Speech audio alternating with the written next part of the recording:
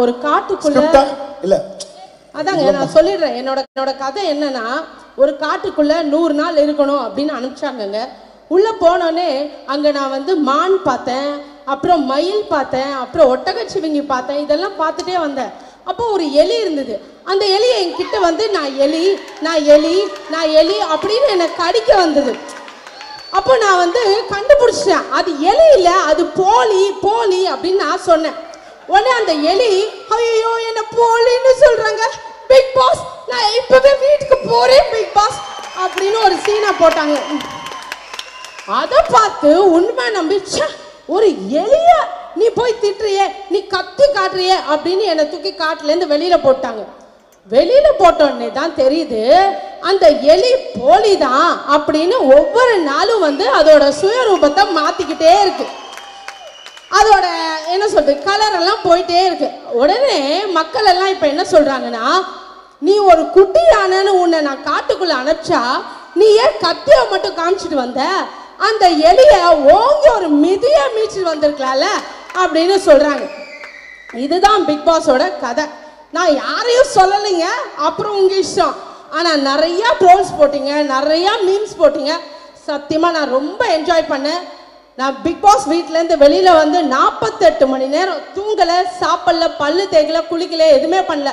எல்லா ட்ரோல்ஸும் படித்தேன், எல்லா மீம்ஸும் படித்தேன். ஏன்னா எனக்காக இவ்வளோ நேரம் ஸ்பெண்ட் பண்ணி மக்களாக நீங்கள்லாம் ஒரு அழுகைக்கு முக்கியத்துவம் கொடுத்து அவ்வளோ மீம்ஸ் ட்ரோல்ஸ் பண்ணுறீங்கன்னா நீங்கள்லாம் உண்மையாக வந்து எவ்வளோ பெரிய தெய்வங்கள். அதனால அதை எல்லாமே படித்தேன், ரொம்ப சந்தோஷப்பட்டேன். உண்மையாக இருந்தால் மக்களோட ஆதரவு என்றைக்குமே நம்ம கூட இருக்கும் அப்படின்றத வந்து நான் உணர்ந்தேன். அவங்க மிஸ் பண்ணியிருக்கலாம், பட் நான் மிஸ் பண்ண மாட்டேன். என்றைக்குமே சொல்லுவேன், நான் உங்கள் வீட்டு பொண்ணு, உங்களோட அன்பால் தான் இன்னைக்கு இந்த மேடையில் நான் நிற்கிறேன். என்னை திட்டுறதுக்கு, என்னை அடிக்கிறதுக்கு, என்னை துப்புறதுக்கு கூட உங்களுக்கு உரிமை இருக்குது. ஆனால் அதை வாங்கிறதுக்கு தான் நான் கடமைப்பட்டிருக்கேன். அதுக்காக தான் இந்த நடிகை அப்படின்ற இந்த மேடையிலே இருக்கேன். இதை இன்னும் செய்வேன். உங்கள் சப்போர்ட்டும், உங்கள் ஆதரவும், உங்கள் அன்பும் என்றைக்கும் எனக்கு கிடைக்கும் அப்படின்னு நான் நம்புகிறேன்.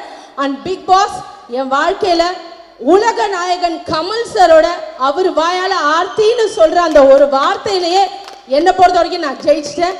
எங்க அப்பாக்காக உள்ள போனேன். அந்த வெளியில வந்தது மக்களால அப்படின்னு நான் சொல்ல மாட்டேன். கொஞ்சம் வந்து நமக்கு வாய் சரியில்லை தான், ஆனா போலியா என்னால் வந்து மனசுக்குள்ள கோவத்தை அடக்கி வச்சு நடிக்க பிடிக்கல. அதனால தான். மற்றபடி ஸ்கிரிப்ட் அதெல்லாம் ஒன்றுமே இல்லைங்க. அது எல்லாமே வந்து டைலாக் எல்லாம் சொந்தம் தான். அதனால நீங்கள் யாரை வேணால் திட்டுங்க, எல்லாம் நமக்குள்ளே இருக்கிறது தான்.